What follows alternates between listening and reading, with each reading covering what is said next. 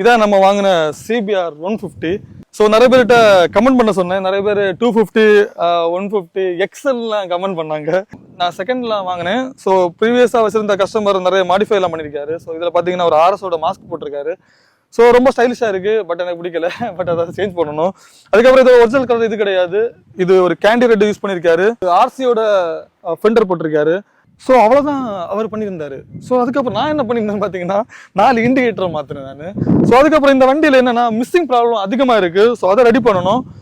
எனக்கு பர்சனலாக எனக்கு ஒரு விஷயம் ரொம்ப பிடிச்சிருந்தது. அது என்னன்னு பார்த்தீங்கன்னா RPM மீட்டர் இருக்குல்ல, இது அனலாகில் கொடுத்தது எனக்கு ரொம்பவே பிடிச்சிருக்கு.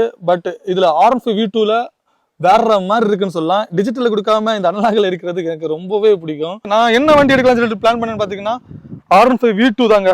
2015 மாடல்ல ஒரு ப்ளூ உண்டுல அந்த வண்டி தான் எடுக்கணும்னு நினைச்சேன். பட் எனக்கு நான் எதிர்பார்த்த மாதிரி அது நடக்கல. பட் எனக்கு இந்த CBR எடுக்கணும்னு சொல்லிட்டு ஐடியாவே இல்லை. பட் நான் எப்படி எடுத்தேன்னு எனக்கே தெரியாது. பட் எனக்கு ரீசெண்டாக இந்த வண்டி ரொம்ப பிடிச்சிருக்கு. வண்டியோட பவர் அந்த இதெல்லாம் எனக்கு கிடையாது. வண்டி இருந்து ஓட்டுறதுக்கு அல்டிமேட்டா இருக்குங்க. இந்த வண்டி டூரிங் பண்றதுக்கு வேற மாதிரி இருக்கும்.